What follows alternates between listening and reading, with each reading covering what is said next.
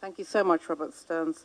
It now gives me great pleasure to speak into the next section, which basically is what the churches are doing globally, both inside the United States and outside, to highlight the plight of persecuted Christians. It gives me great pleasure to introduce Adrian Hawkes, Director, Phoenix Community Centre, Community Care of the United Kingdom. Adrian, the floor is yours.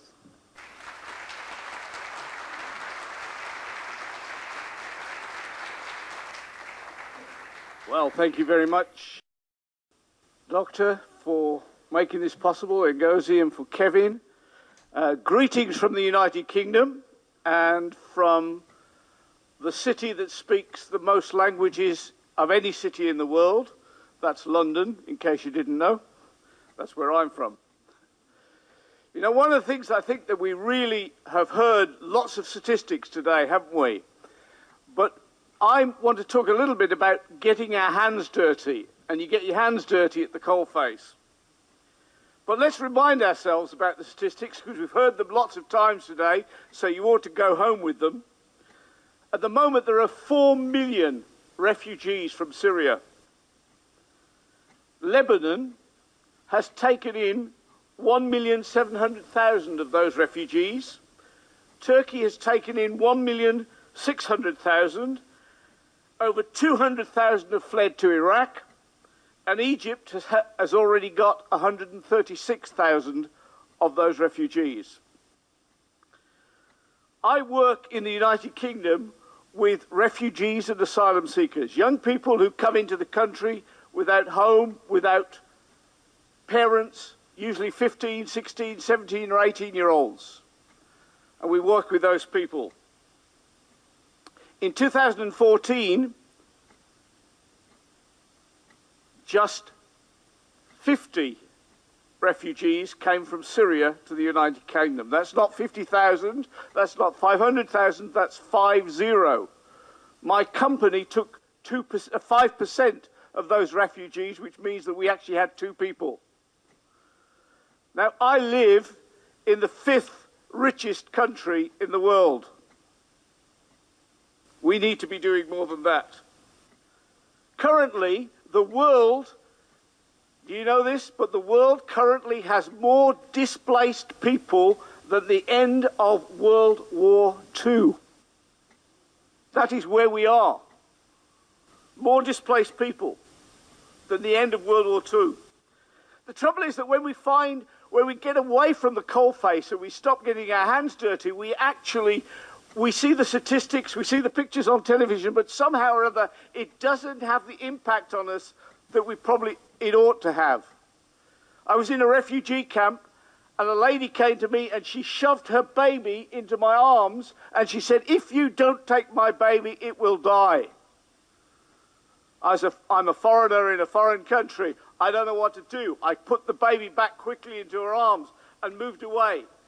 But I tell you, that picture many years ago is still in my head. I can't get it out of my head.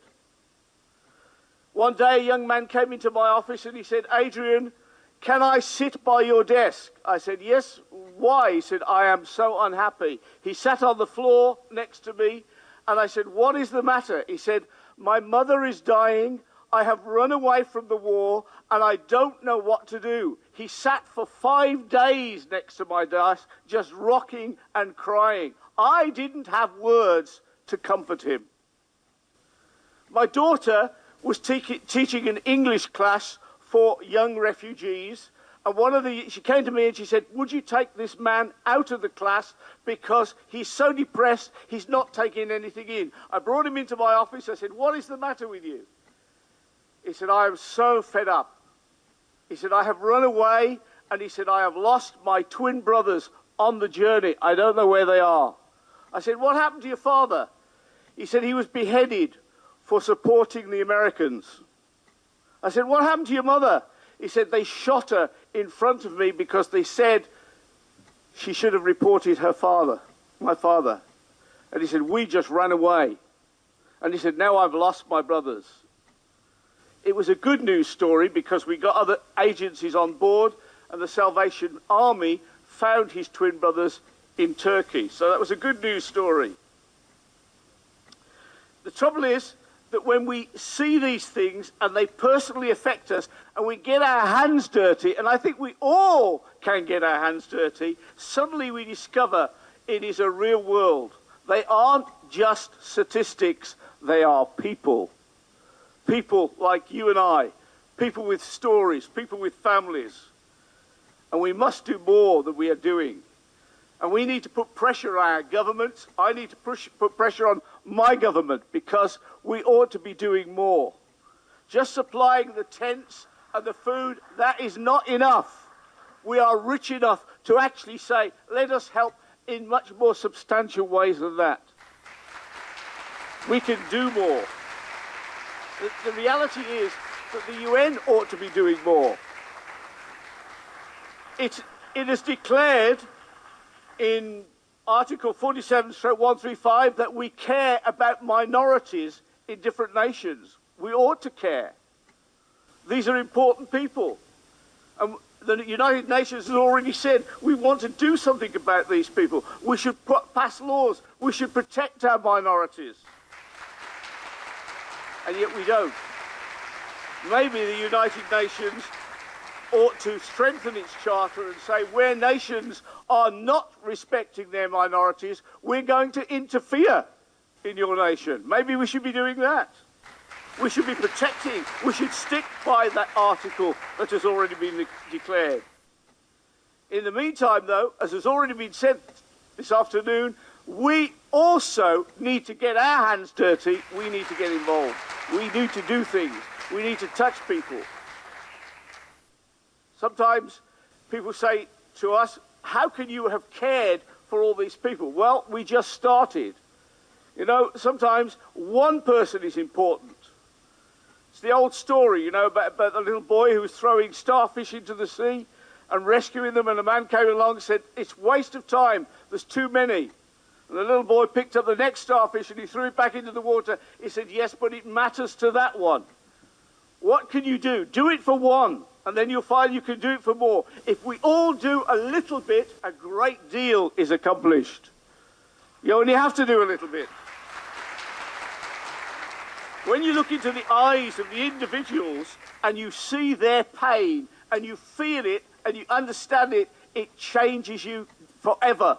You can never be the same. We need to be thinking about those people. We need to be writing to our MPs, our parliamentarians, our United Nations representative and saying, what about these people? What about, he's been mentioned already today, what about Saeed? He's in prison. Why? Because he's a minority. Asa Bibi in Pakistan, in prison. Why is she there? Because she's a minority. We have to be doing something about these people. We have to be caring. We can do it. Statistics, they can kill us. The television, we can look at the pictures while we eat our pizza and somehow it washes over us. But when you start to touch the human beings, the stories, the people, then you start to do something, and one by one, things get changed. Listen, people, it's time that we got our hands dirty. Let's get back to the coalface. God bless you.